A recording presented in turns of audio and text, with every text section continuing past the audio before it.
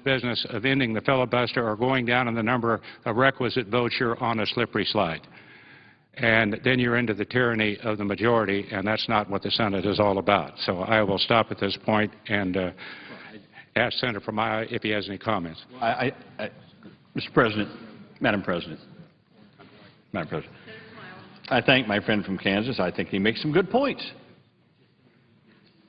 I would say to my friend, I think we ought to go through processes in our committees to have hearings on nominees, to flesh out things like that. So to that extent, the senator from Kansas is right. We shouldn't have, especially if there's any controversy at all. I suppose some of them are non-controversial, but if there's some controversy out there, yeah, I think the committees ought to have the responsibility to bring them forward, let the committees question them. We did that in our help committee. I say to my friend from Kansas, I'm trying to remember the person that we had. A lot of controversy about Craig Becker, I think his name was. Craig Becker, I think it was, going to the NLRB. If the Senator will yield, I think you're exactly right, and I'm on the help committee, as you may recall, and I was trying to get one amendment to say that we would prohibit the use of rationing to achieve cost containment, and it was involved in several of the commissions that have been in the bill. I regret that that bill really didn't sort of sat somewhere and collected dust. We never got a score. I thought it was, quite frankly, a better bill than the one in Finance Committee. And you recognized me, and I had an opportunity to offer some amendments. At least there was some debate, and I think it was a much more bipartisan effort. So I give the If it was out of our committee, if it was out of our committee, obviously it was a better bill than the Finance Committee. But I say to my friend again that Senator Cornyn wants to be heard, so I'm going to be quiet and just listen to you. I just thought that there was some things that we should talk. I'd say to my friend, in listening to my friend Kansas say this, it occurred to me that certain of his amendments were allowed. You were allowed to debate them and offer them, but they weren't adopted. It seems to me that, as I've said before, the right of the minority ought to be to offer amendments, to have them considered, to have them voted on, but it does not mean that it's the right of the minority to win every time on those amendments. And I say to my friend, on that financial services bill, I had an amendment too, and I couldn't get it in. And I was on the majority side, and they wouldn't let me offer one either.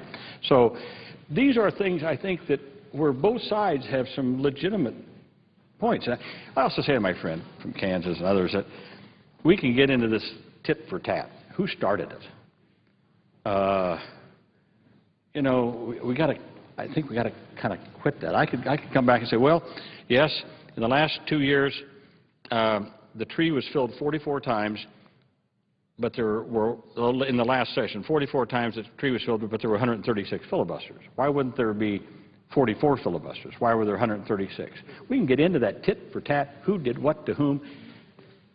I'd like to just forget about all that. I mean, because we can go back probably to the 18th century, tit for tat, who did what to whom at some point in time. I asked my friend from Kansas, does my friend from Kansas, who's been here a long time, and served together in the House, he was chairman of my friend was chairman of the Agriculture Committee in the House. We've done a lot of legislation together. Does my friend from Kansas feel that the Senate is operating today in the best possible way?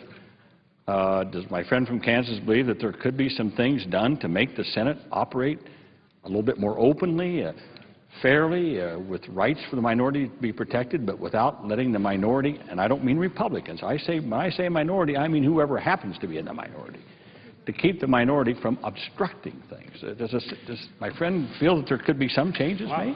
Well, I'll just answer the question, no. I don't think we're doing the job that we could do, and we should do better, and I stand ready to work with all concerned to see if we could do that. But my time is up, and I'm going to cease here and allow the Senator from Texas. Senator from Texas is recognized. May I inquire how much more time is left on our side? 3.5 minutes. Madam President, I'm going to ask unanimous consent with the indulgence of my colleagues to allow me to speak for up to 10 minutes. I probably will speak about 5 minutes or so, unless I get particularly wound up, which could take 10 minutes, but I'd ask unanimous consent for additional 10 minutes. Objection?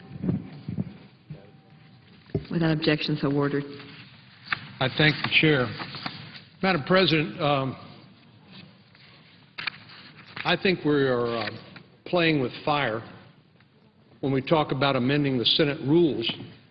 All of us have been here for different periods of time. I've been here for 8 years, which actually sounds like a long time, but in the life of the Senate is not very long at all, in an institution that's existed for more than 200 years. And I've been here when our side was in the majority. As a matter of fact, we had the White House, we had both houses of Congress, and I've been here when we've had President Obama in the White House, and Democrats control both houses of Congress. And I can tell you unequivocally it's a whole lot more fun to be here when you're in the majority. But there are certain temptations that the majority has which I think are exacerbated when, for example, during most of the last 2 years, when one party or the other has the ability in the Senate to basically pass legislation by essentially a party line vote.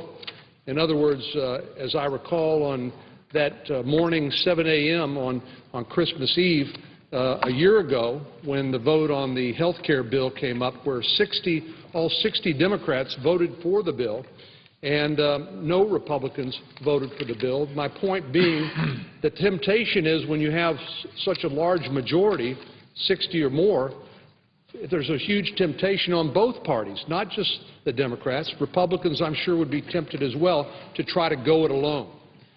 And thus, I think it detracts from what is one of the great strengths of this institution, which is that this institution's rules force consensus, or unless there's not consensus, then things don't happen. And we are thus the saucer that cools the tea from the cup and all the various analogies that we have heard. But the important thing is not how this affects us as individual senators. This is not just an abstract discussion about the rules. This is about what's in the best interest of a country of more than 300 million people. And any time I would submit where one party or the other is not only tempted, but yields to that temptation to go it alone, to try to push legislation through without achieving that consensus, I think it hurts the institution, and I think it provokes a backlash, as much as we saw on November the 2nd, because the American people understand that that checks and balances are important. And when we didn't have checks and balances, either through the self-restraint of the majority or through recognizing the rights of the minority to offer amendments, to have debates, to contribute to the legislation, then the American people are going to fix that by changing the balance of power as they did on November the 2nd. Here again, I don't want to be misunderstood as making a partisan argument. I think Republicans would be just as tempted as Democrats to do the same thing, but I think that's where we have to show self-restraint, and where if we do not show self-restraint, then the American people will change the balance of power and establish those checks and balances. Here again, I think for most people who are listening, if there is anyone listening out there on C-SPAN or elsewhere to this debate, this should not be about us. This should not be about the arcana of these rules. This should be about the rights of the American people to get legislation that affects all 300+ million of us debated, amended, in a way to try to achieve that consensus and thus achieves broad support by the American people. Because any time, again, we try to yield, or we do yield, to the temptation to go it alone, to do things on a partisan basis, it, I think, will ultimately provoke the kind of backlash we've seen over the health care bill, just to mention one example. And this is not a small thing. I have the honor of representing 25 million people in the Senate, and I This isn't just about my rights as an individual senator or even the minority's rights. This is about their rights. Their right to be heard through an adequate time for debate, their right to have an opportunity to change or amend legislation, and then to have a chance to have it voted on. And I understand the frustration of our colleagues when the majority leader, due to his right of prior recognition, he can get the floor, he can put something on the Senate calendar that hasn't gone through a committee markup, and that sort of due process and fair opportunity for amendment and participation. And then, again, if he's got 60 votes on his side to be able to push it through, then deny us any opportunity to offer amendments, much less to have a fulsome debate on these important issues.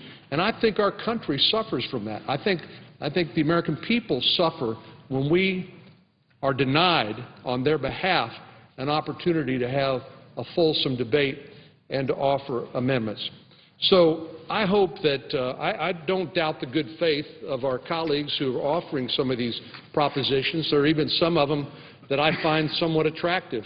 The idea of secret holds, for example, I think if there ever was a time for that, that time is long past gone.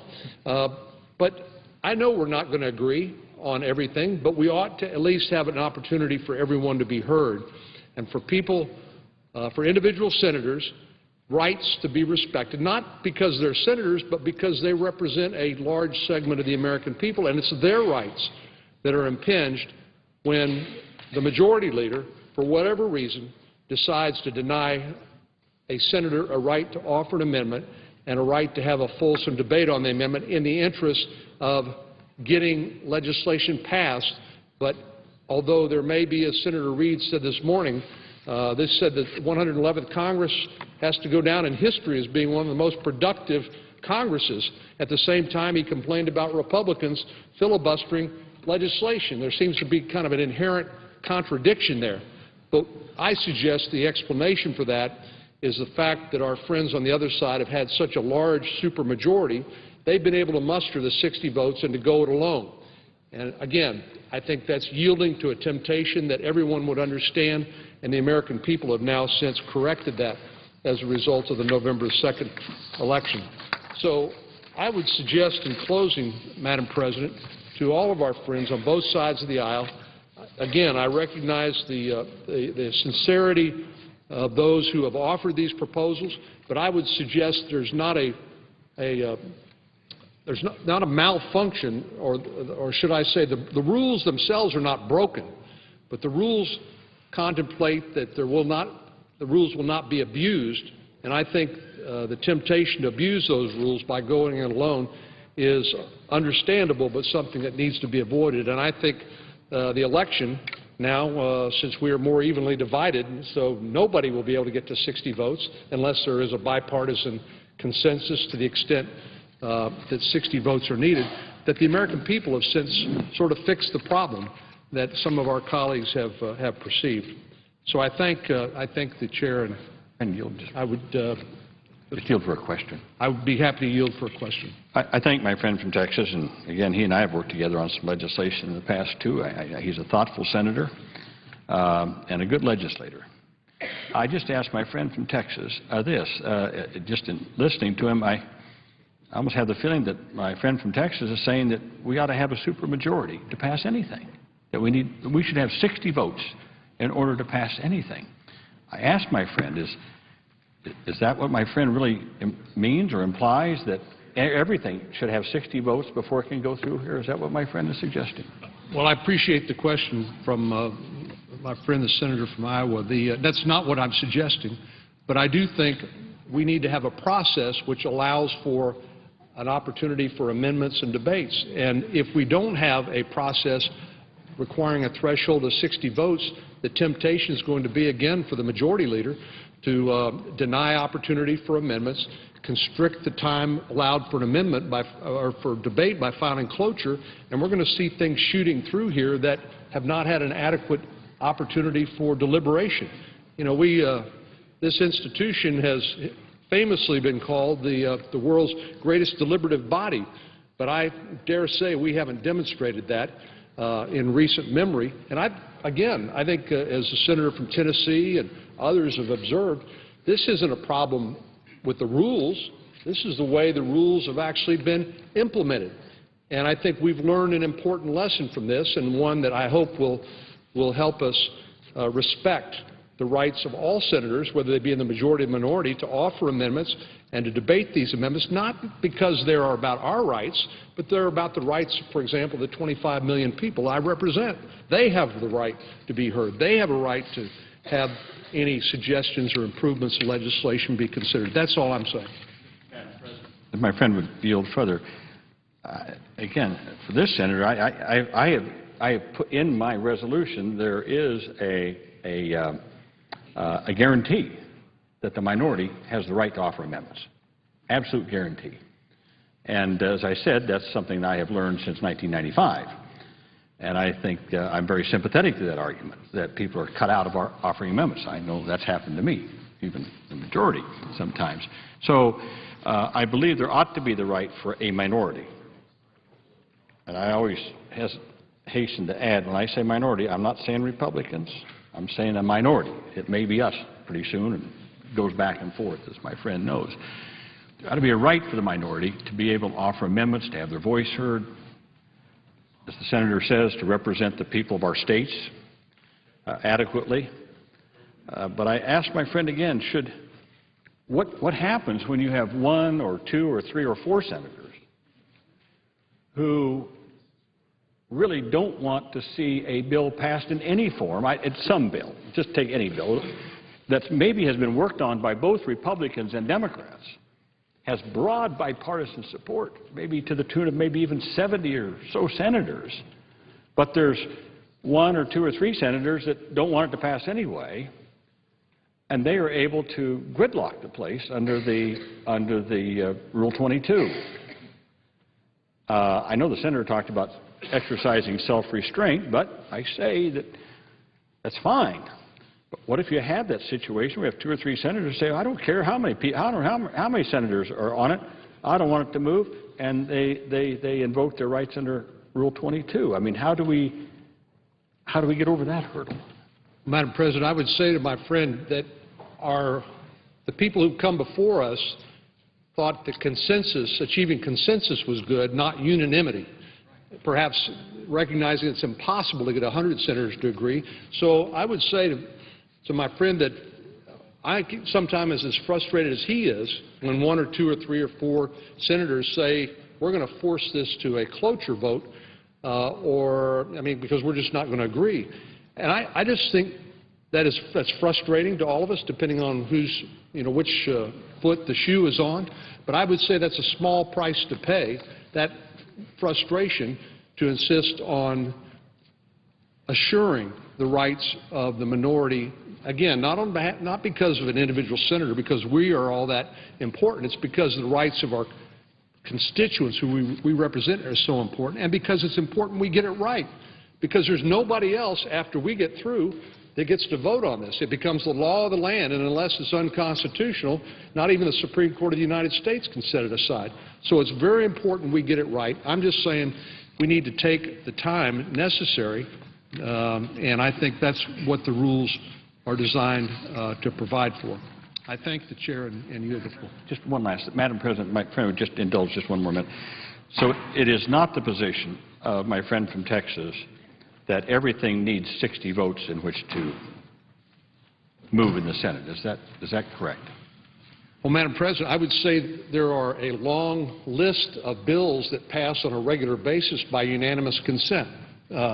It's like we're almost focused on the exception rather than the rule. There are many times, a lot of times, I can't quantify it, where legislation will pass by unanimous consent because it has gone through the committees. People have had an opportunity to offer amendments there. Both sides have had an opportunity to contribute to it, and then it passes really without objection. Again, I can't quantify that, but the ones we seem to be focused on are the ones that seem to be more or less the exception to the rule, where there are genuine disagreements, when there is a need to have a more fulsome debate and the opportunity for amendments. So I think the current rules serve the interests of our constituents and the American people well. I thank the chair and I thank my colleagues. President, Senator from Oregon. Madam President, Senator Udall and Senator Merkley have waited a great length of time in order to make their remarks. I just wanted to propound a unanimous consent request at this time. Senators recognized. Madam President, at this point, Senator Udall would be the next speaker. There would be a Republican who would speak next, and I'm very hopeful that that will be Senator Grassley, because he and I have been partners for almost 14 years in this effort to force the United States Senate to do public business in public and get rid of these secret holds. So after Senator Udall, there would be Senator Grassley. After Senator Grassley, there would be my friend and colleague, Senator Merkley, who would speak. At that time, there would be a Republican who would be next in the queue to speak. And so my unanimous consent request, Madam President, is at that point, I would like to be able for up to 30 minutes to have the bipartisan sponsors of the effort to get rid of secret holds once and for all, including the distinguished president from Missouri, to have up to 30 minutes for a colloquy on this bipartisan effort to eliminate secret holds. Are there any time limits on the UC motion for any senators other than the 30 minutes designated for the co-sponsors of the secret hold legislation? Madam President. Senator from New Mexico. Madam President, in addition to his UC, we have myself at 15 minutes, Senator Merkley for 15, and I believe Senator Wyden has asked for 30. And then to accommodate the Republicans, our UC would say if there is a Republican seeking recognition, that we alternate between the two sides and they be under the same time limitations as listed above. So Senator Alexander, you can see I would speak for 15, then you would have a block of 15, Senator Merkley, and then it would go to 30 for Senator Wyden. After Senator Merkley, there would be another Republican who would be in a position to speak for 15 minutes, and at that point, under the unanimous consent request, we would be able to discuss this bipartisan effort to eliminate secret holds for up to 30 minutes. Is there objection? No objection. Senator from Iowa. Madam President, I wonder if the senator would mind a slight modification to that. One of the things that I thought we were kind of getting in here today was kind of colloquies where we could ask a question and have a response in a reasonable manner. I would ask to modify the unanimous consent to say that any colloquies entered into, that questions that are propounded to a senator through the chair not be detracted from the time allotted to that senator. I'm very open to that. I think it's an excellent suggestion. Senator Udall, Senator Merkley. And I very much agree with that, and I've been sitting here following the debate, and I think Senator Alexander, among others, has propounded some very good questions. I actually have another question that I was going to ask on top of his question of what is a filibuster. So I'm looking forward to that portion of it. And Senator Harkin, thank you very much for that. I think Senator Harkin has made an excellent suggestion. Unless Senator Alexander or anyone on the other side has a problem with that, let us modify the UC that I've made to incorporate Senator Harkin's suggestion, unless my colleagues on the other side have an objection to that. No objection. Is there objection? Without objection, so ordered. Madam President. Thanks, Tom. Madam President. New Mexico. Thank you, Madam President. Madam President, I submit on behalf of myself and Senators Harkin, Merkley, Durbin, Klobuchar, Brown, Begich, Blumenthal, Gillibrand, Shaheen, Boxer, Tester, Cardin, Mikulski, Warner, and Manchin a resolution to amend Rule 8 and Rule 22 of the Standing Rules of the Senate, and I ask consent to proceed to the immediate consideration of the resolution. Is there objection? Senator from Alexander. Senator from Tennessee. Madam President, I've had a number of discussions with the senator from New Mexico and the senator from Oregon. I respect their proposals and will have more to say about them, but I think since they've waited such a long time to make their presentations that I'll merely state my objection now and have more to say later. So I object. The resolution will go over under the rule. The objection being heard, the resolution will go over under the rule. And let me, Madam President, just inquire through the parliamentarian. It's my understanding that by objecting to this resolution's immediate consideration, the result of that is the resolution will go over under the rule, allowing it to be available to be brought up at a future time. Is that correct? Is that understanding correct? That is correct. Great. Thank you very much. I rise today to introduce the resolution that I just mentioned, and I've worked very hard with all of my colleagues, including my two colleagues from Iowa and Oregon, Senators Harkin and Merkley, to reform the rules of this unique and prestigious body. I do so after coming to the floor last January 25th, in fact, now almost 1 year ago, to issue a warning because of partisan rancor and the Senate's own incapacitating rules. This body was failing to represent the best interests of the American people. The unprecedented abuse of the filibuster, of secret holds, and of other procedural tactics routinely prevents the Senate from getting its work done. It prevents us from doing the job the American people sent us here to do. Since that day in January, things haven't gotten better. In fact, I would say they've gotten worse, much worse. Here in the Senate, open and honest debate has been replaced with secret backroom deals and partisan gridlock. Up or down votes on important issues have been unreasonably delayed and blocked entirely at the whim of a single senator. Last year, for example, one committee had almost every piece of legislation held up by holds from one senator. The Senate is broken. In the Congress that just ended, because of rampant and growing obstruction, not a single appropriations bill was passed. There wasn't a budget bill. Only one authorization bill was approved, and that was only done at the very last minute. More than 400 bills on a variety of important issues were sent over from the House. Not a single one was acted upon. Key judicial nominations and executive appointments continue to languish. The American people are fed up with it. They are fed up with us, and I don't blame them. We need to bring the workings of the Senate out of the shadows and restore its accountability. That begins with addressing our own dysfunction. Specifically, the source of that dysfunction, the Senate rules.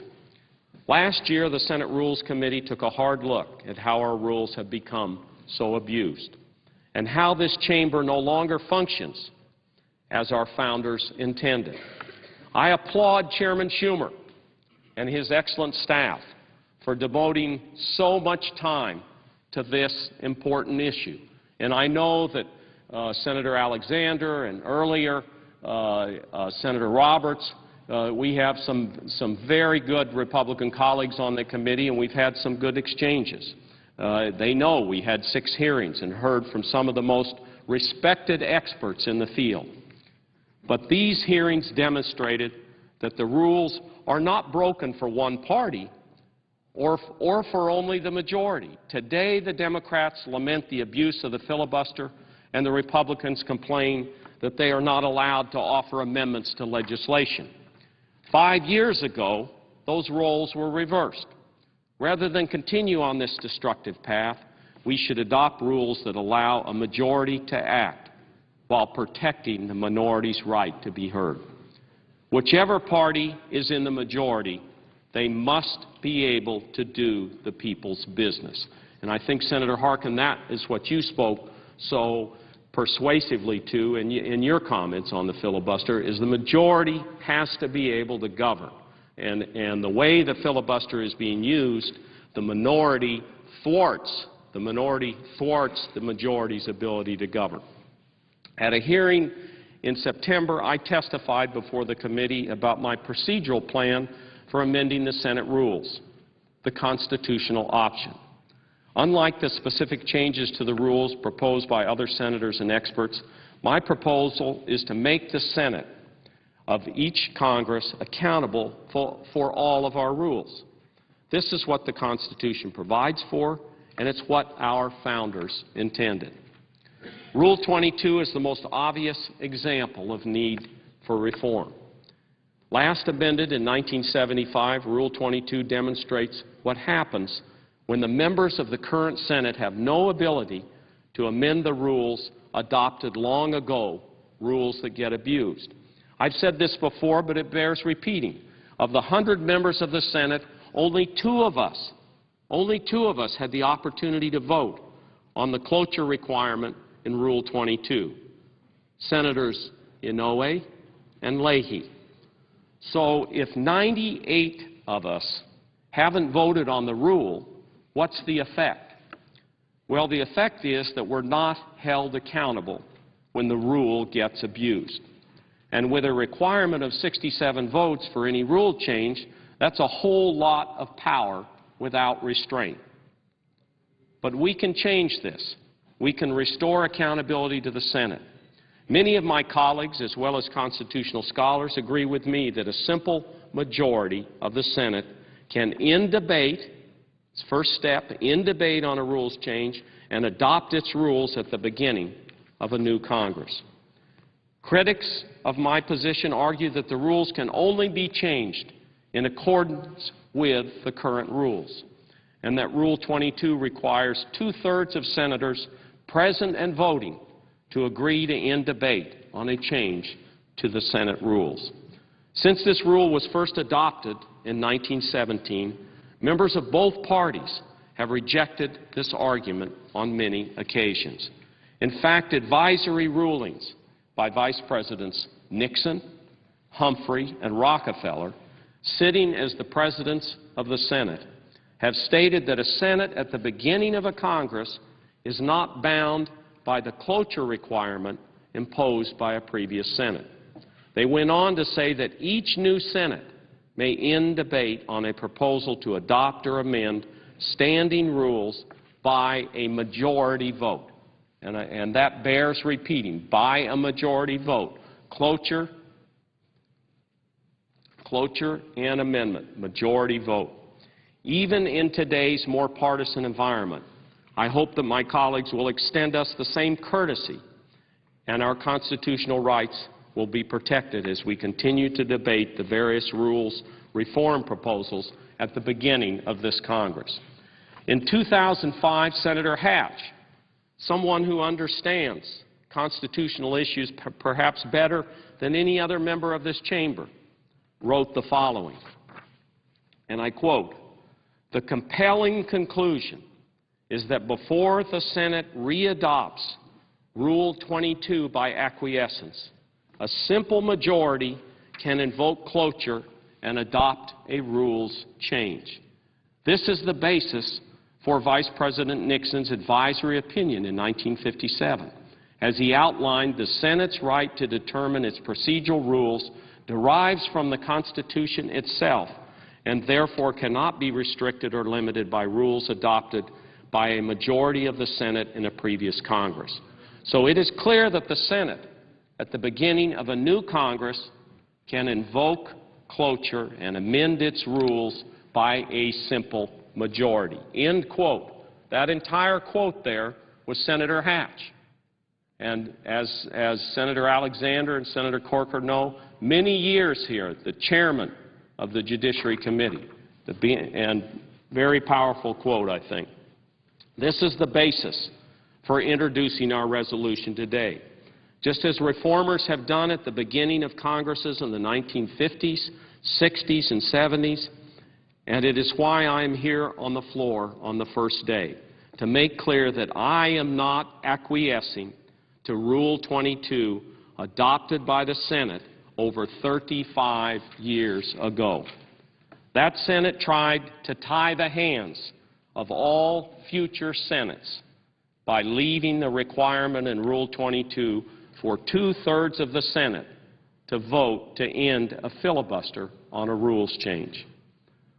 But this is not what our founders intended. Article 1, Section 5 of the Constitution clearly states that each House may determine the rules of its proceedings. There is no requirement for a supermajority to adopt our rules, and the Constitution makes it very clear when a supermajority is required to act. Therefore, any rule that prevents a majority in future Senates from being able to change or amend rules adopted in the past is unconstitutional. The fact that we are bound by a supermajority requirement that was first established 93 years ago also violates the common law principle that one legislature cannot bind its successors. This principle goes back hundreds of years and has been upheld by the Supreme Court on numerous occasions. This is not a radical concept. The constitutional option has a history dating back to 1917, and it has been a catalyst for bipartisan rules reform several times since then. The constitutional option is our chance to fix rules that are being abused, rules that have encouraged obstruction like none ever seen before in this chamber. And amending our rules will not, as some have contended, make the Senate no different than the House. While many conservatives claim that the Democrats are trying to abolish the filibuster, our resolution maintains the rule but addresses its abuse. But more importantly, the filibuster was never part of the original Senate. The founders made this body distinct from the House in many ways, but the filibuster is not one of them. So here we are today on the first day of a new Congress, offering a resolution to reform the Senate rules. We don't intend to force a vote today. In fact, we hope that we can return from the break and spend some time on the floor debating our resolution, considering amendments to make it better, debating other resolutions. This should not be a partisan exercise, and I think almost every one of us that has spoke today have said that. This should not be a partisan exercise. We know both sides have abused the rules. Now it's time for us to work together to fix them. But we believe the Senate of the 112th Congress has two paths to choose from. There's the first path. We do nothing and just hope that the spirit of bipartisanship and deliberation returns. The truth is we've been on this path for a while now, and I think the results are pretty clear. Or we could take a second path. We could take a good, hard look at our rules, how they incentivize obstructionism, how they inhibit rather than promote debate, and how they prevent bipartisan cooperation. And then we should implement common sense reforms to meet these challenges. Reforms that will restore the uniquely deliberative nature of this body while also allowing it to function more efficiently. I contend that we not only should, but have a duty to choose the second path. We owe it to the American people and to the future of this institution we all serve. The reform resolution that we introduced today is our attempt at the second path. It contains 5 reforms that should garner broad bipartisan support if we can act for the good of the country and not the good of our parties. The first 2 provisions in our resolution addresses the debate on motions to proceed in secret holds. These are not new issues. Making the motion to proceed non-debatable or limiting debate on such a motion has had bipartisan support for decades and is often mentioned as a way to end the abuse of holds. I was privileged to be here for Senator Byrd's final Rules Committee hearing, where he stated, "I have proposed a variety of improvements," this is a quote, "a variety of improvements to Senate rules to achieve a more sensible balance, allowing the majority to function while still protecting minority rights. For example, I have supported eliminating debate on the motion to proceed on to a matter, or limiting debate to a reasonable time on such motions." End quote. Robert Byrd. In January 1979, Senator Byrd, then Majority Leader, took to the Senate floor and said that unlimited debate on a motion to proceed, quote, "makes the Majority Leader and the majority party the subject of the minority, subject to the control and will of the minority," end quote, Senator Byrd. Despite the moderate change that Senator Byrd proposed, limiting debate on a motion to proceed to 30 minutes, it did not have the necessary 67 votes to overcome a filibuster. At the time, Senator Byrd argued that a new Senate should not be bound by that rule, stating, quote, "The Constitution in Article 1, Section 5 says that each House shall determine the rules of its proceedings. Now we are at the beginning of Congress. This Congress is not obliged to be bound by the dead hand of the past," end quote. The senator's time has expired. Thank you, Madam Chair. Madam Chair, I would ask for another 2 minutes, and also recognizing on the Republican side, just to wrap up here. Is there objection? Without objection, 2 minutes. Thank you, Madam President. Efforts to reform the motion to proceed have continued since, and in 1984, a bipartisan study group on Senate practices and procedures recommended placing a 2-hour limit on debate of a motion to proceed. That recommendation was ignored. A joint committee of organization of the Congress in 1993 made the same recommendation, and my predecessor, Senator Domenici, a longtime Republican here who Senator Alexander knows, supported that. The third provision in the resolution included is based on the comments of the Republicans at last year's Rules Committee. Each time Democrats complained about filibusters on motions to proceed, Republicans responded it was their only recourse because the Majority Leader fills the amendment tree and prevents them from offering amendments. Our resolution provides a simple solution. It guarantees the minority the right to offer amendments. And the fourth provision in the bill, which Senator Merkley is going to cover extensively, that is the talking filibuster. We want to replace a silent filibuster with a talking filibuster. Finally, our resolution reduces the post-cloture time on nominations from 30 hours to 1. Post-cloture time is meant for debating and voting on amendments, something that is not possible on nominations. And with that, Madam Chair, I would just sum up here and say reform is badly needed. We have a responsibility to the Constitution, to the American people, to come together and fix the Senate. We were sent to Washington to tackle the nation's problems, but we find that the biggest problem to tackle itself is the biggest problem to tackle is Washington itself. And with that, would ask unanimous consent to put my full comments in the record. I put several editorials on the filibuster that have appeared in the Washington Post, an op-ed piece in the New York Times by Walter Mondale. I know my colleague Amy Klobuchar is here. Senator Mondale, very distinguished former vice president, leader in the Senate, wrote a very passionate piece in the New York Times, and would ask that those items be included in the record. Is there objection? Without objection, so ordered. Senator from Iowa. Madam President, my colleagues, as well as any of the public watching the debate today, knows that there's a great partisan divide thus far. Senator Wyden has already referred to the motion that he and I are putting before the Senate, and Senator Wyden being a Democrat and my being a Republican, and we're joined also by Senator McCaskill, the presiding officer right now, as well as Senator Collins in this effort. It is the only bipartisan issue before the Senate this particular day. And I emphasize that because I think the public ought to know that not everything in the Senate is partisan. Senator Wyden and I have been chipping away at the informal backroom process known as quote-unquote secret hold in the Senate. We've been working on this for well over 10 years.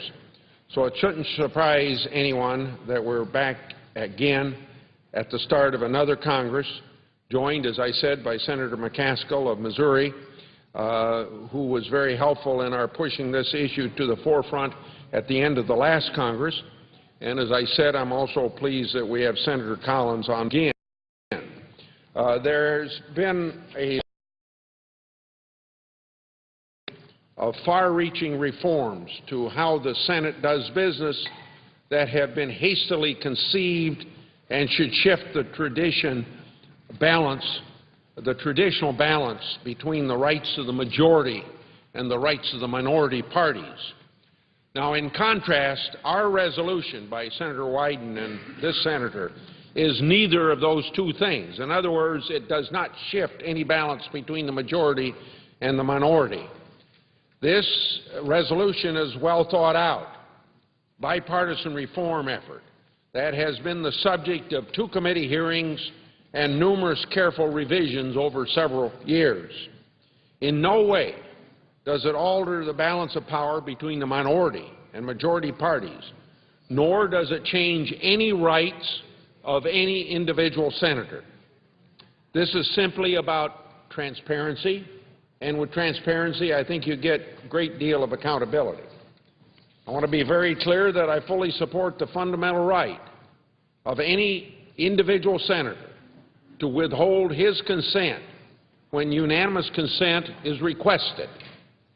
In the old days, when senators conducted much of their daily business from their desk on the Senate floor and were on the Senate floor for most of the day, it was quite a simple matter for any senator at that time to stand up and say, "I object," when necessary, if they really objected to a unanimous consent request.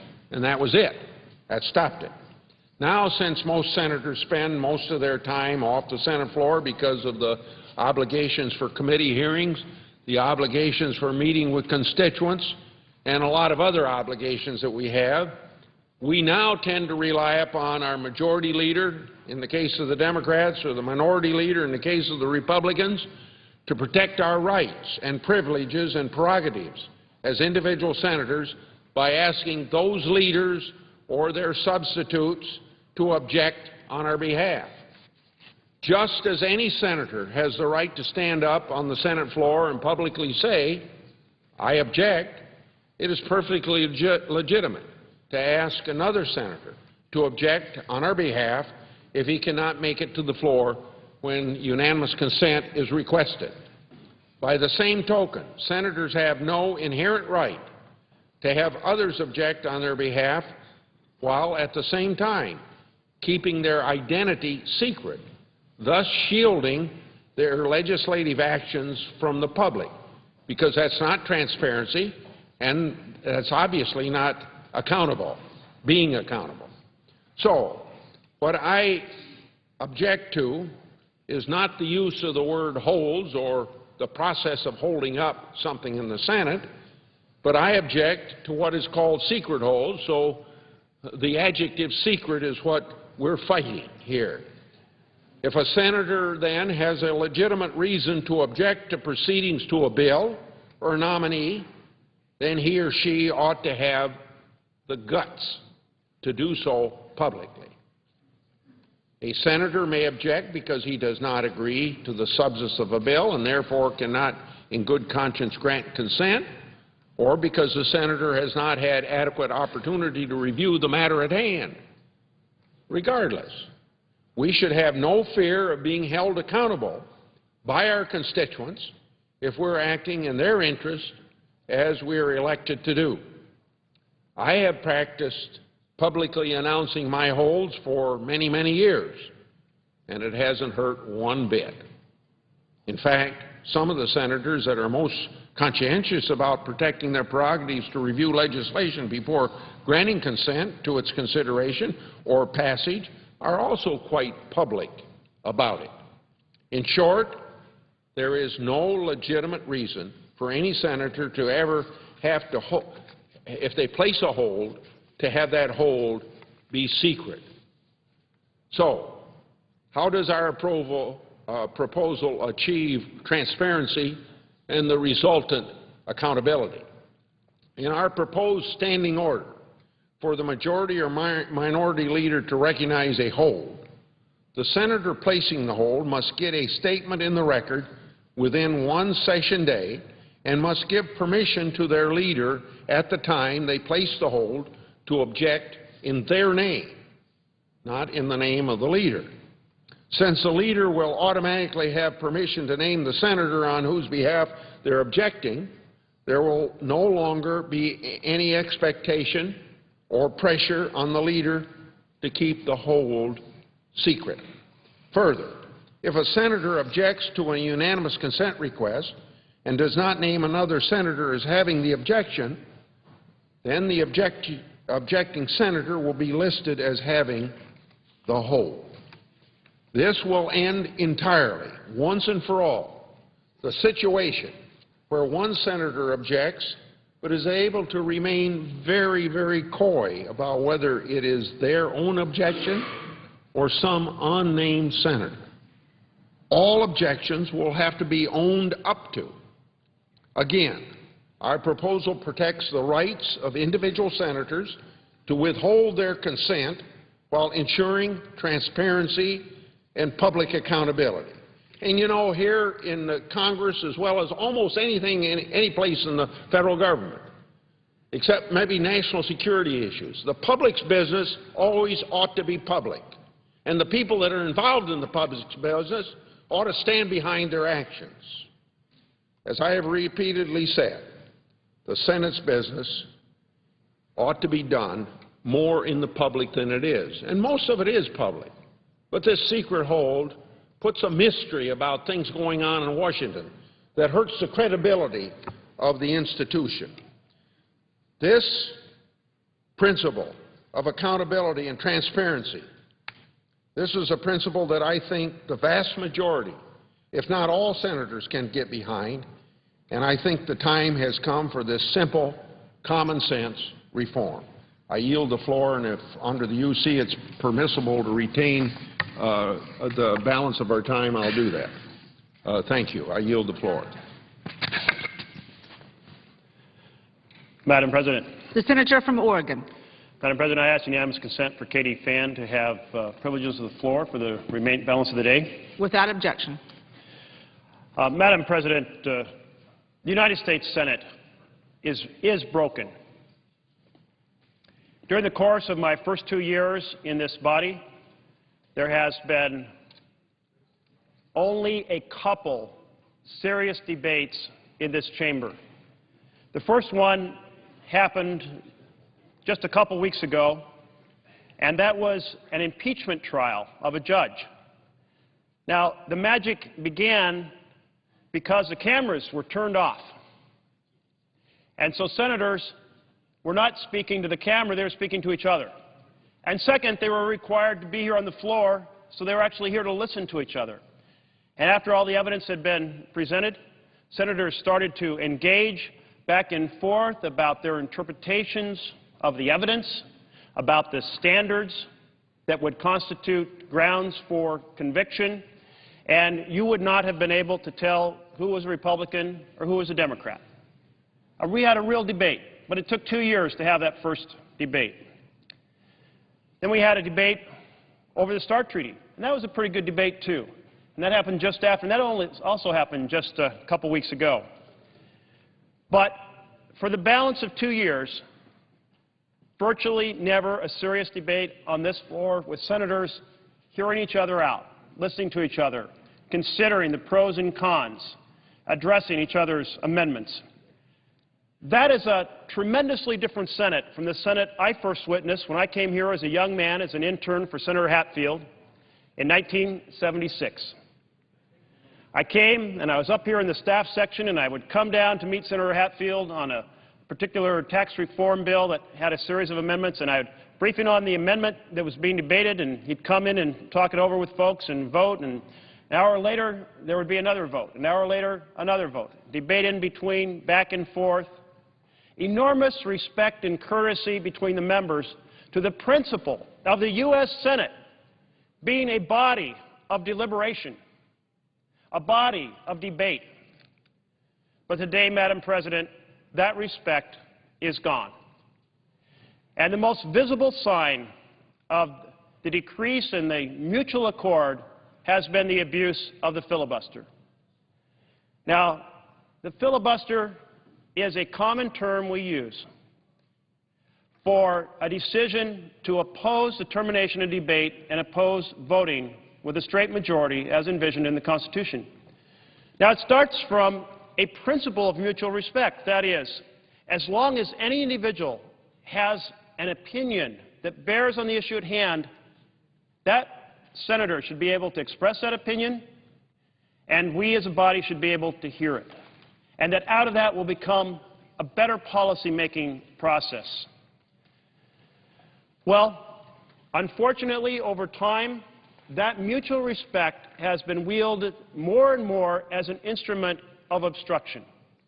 Because each time that a senator objects to a simple majority vote, under the rules, they create a one-week delay and a supermajority hurdle. And so if you object 50 times a year, you've wiped out every single week of the year. This chart gives some indication of how grossly the principle of mutual respect in debate has been corrupted and abused. In 1900 through 1970, there was, on average, a single use of the filibuster each year, an average of one per year over that 70-year period. In the 1970s, that climbed to an average of 16 per year. In the 1980s, to an average of 21 per year. In the 1900s, an average of 30, in the 1990s, an average of 36 per year. Between 2000 and 2010, this last decade, 48 per year, and in the last 2 years that I've served in the U.S. Senate, 68 per year, an average of 68 per year, or roughly 135, 136 in that 2-year period. Now, if each one of these absorbs 1 week of the Senate's time, you can see how this has been used to essentially run out the clock and obstruct the very dialogue that the Senate would like to pride itself on. There is a statement about the Senate, the world's greatest deliberative body. But today, in the modern Senate, that incredible tribute to this chamber has been turned into an exclamation of despair. Where did that deliberative body go? Not only not the greatest deliberative body, but virtually devoid of deliberation due to this abuse. So we went from mutual respect to essentially mutual destruction using legislative destruction using this filibuster. So in 2010, this last year passed, not a single appropriation bill passed. We have a huge backlog of nominations. Our role of advise and consent has been turned into obstruct and delay in terms of nominations for the executive branch and the judiciary. Now, we have a constitutional responsibility to express our opinion, but this body, by using the filibuster, has prevented this body from advising and consenting, either approving or disapproving these nominations. It certainly is a terrible thing to have our responsibility as a legislature be damaged. But not only have we done that, but we have proceeded to damage the executive branch and the legislative branch. Quite an intrusion on the balance of powers envisioned in our Constitution. Then we have the hundreds of House bills that lie collecting dust on the floor because they can't get to this chamber because of this abuse. All of this needs to change. I first came here, down here in the 1970s, where there was a challenge, and in 1975, there was a huge debate, and it resulted in changing the level required to overcome a filibuster from 67 senators to 60 senators. And yet, in 73 and 74, the 2 years that preceded that, there were only an average of 22 filibusters a year, not 68. We're more than triple the dysfunction that led to the last great rules debate. That's why we're here today, to find a path forward. And there are so many who have been so instrumental in this debate, so many members of the class of 2006 and 2008, and now members of 2010 who are engaged in this. My hat goes off to Senator Schumer in leading these hearings in the Rules Committee and trying to find that balance between every senator's right to be heard and our collective responsibility for a majority to legislate. Senator Ewald, who has done this enormous investigation of the constitutional process for amending the rules, and so many others. The first key part of a package of reforms that a number of us, 16 I believe now, have co-sponsored this resolution. The first key piece is the talking filibuster. Now, the talking filibuster reform is essentially to make the filibuster what all Americans believe it is. That is, if you believe so strongly that this chamber is in a direction that is misguided, you are willing to come and take this floor and make your case to the American people. Let's take a look at our image of that, and that is, here we are, Jimmy Stewart playing the role of Jefferson Smith, who comes to this chamber where I now stand and says, I will take this floor to oppose the abuses that otherwise might go forward. And he held that floor until he collapsed. And that's what the American people believe the filibuster is all about. You're going to make your case before the American people. But today we don't have a talking filibuster in the U.S. Senate. We have the silent filibuster. Let's take a look at what that looks like. This is the way it works. Senator takes their phone, maybe an old phone, maybe a modern phone. They call up the cloakroom, and they say, I object to a majority vote, and they go off to dinner. They don't take the floor with principle and conviction to say to the American people, here's why I'm delaying the Senate. Here's why I'm going to hold this floor. This is not a situation we can allow to go forward, and I'm going to stand here and make my case, and American citizens, please join me and help me convince the other senators in this room. That's the talking filibuster. Now we have the silent filibuster. Now, my good colleague from Tennessee spoke earlier, and he said, I'd like to have the talk your head off proposal. I'm glad to hear him back, the talking filibuster, the Jimmy Stewart filibuster, and that is what this reform does. It says when folks object to concluding debate, it's because they have something to say, and so we're going to require they come to the floor and say it. It's that simple. And when nobody has anything left to say, then we'll proceed with a majority vote. We don't change the number of senators required one bit. It's still 60. Completely honors that principle that established in 1975. Well, the second main proposal is the right to amend. A number of our colleagues on both sides of the aisle have been very concerned about the fact that issues come to this floor and you can only amend if you get unanimous consent to put an amendment forward. And largely that only works if there's a deal that's been worked out between the majority leader and the minority leader. Now, some of my colleagues across the aisle, they've said they're offended by our inability to amend. I can assure my colleagues across the aisle I'm equally offended. I wanted desperately to be able to offer amendments to President Obama's tax package that came through here. So I think we could have improved it. And I would like to have seen amendments from the other side. So this is an issue of concern to both sides. So this set addresses that and said that will be a guaranteed set of amendments that the minority leader can pick from among the minority amendments, the majority leader can pick from among our amendments, but we get the process of amendments going. And if they want to have unanimous consent and increase that number to a higher level, get more from the minority and more from the majority side, then that would be terrific. But at least they can't say no amendments. No leader can block the principle that each side has the opportunity to amend. The third point is nominations. Right now, we have this huge backlog. This resolution makes a modest change in nominations. It says that the period following cloture will reduce from 30 hours to 2 hours. We've already had the debate over the individual. Let's have the vote. That's what that says. That means that you can be less,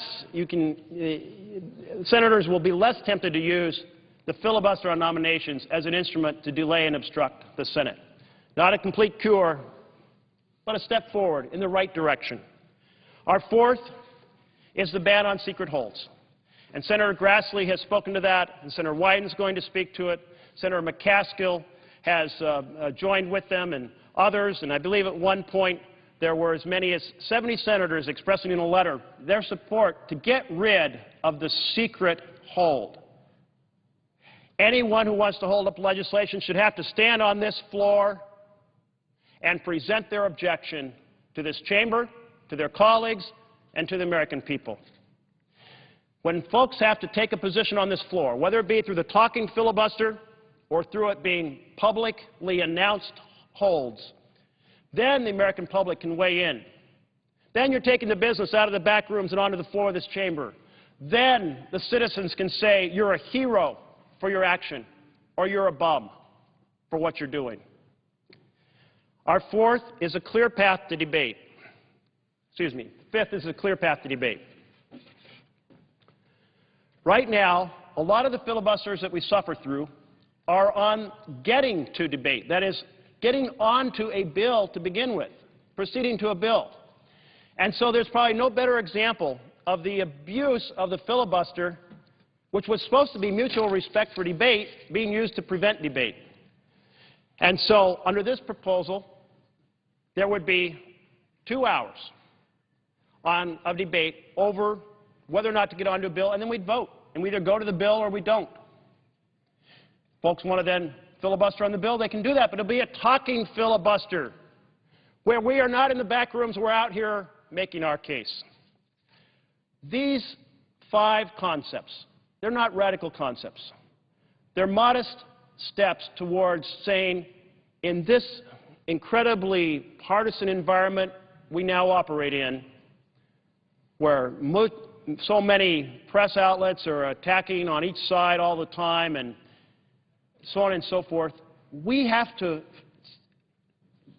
set ourselves on the path to take ourselves out of that hyper-partisan atmosphere and start to restore the Senate as a place of dialogue and debate. Perhaps these are modest steps, but modest steps in the right direction, and that is an extremely important way to go. So I call to my colleagues on both sides of the aisle, my colleagues who have said there should be amendments, my colleagues who said and spoken in favor, on both sides of the aisle, in favor of the Jimmy Stewart model of holding this floor and having talking filibusters. Let's do it. Let's use the start of this 2-year period to say that something is deeply wrong when we have, in a 2-year period, 135 or 138 filibusters eating up all the floor time, preventing modest amendments, preventing modest bills, and putting us on this path to gridlock. The Senate is broken. Let's fix it. Thank you, Madam Speaker. The senator from Tennessee. Madam President. Senator from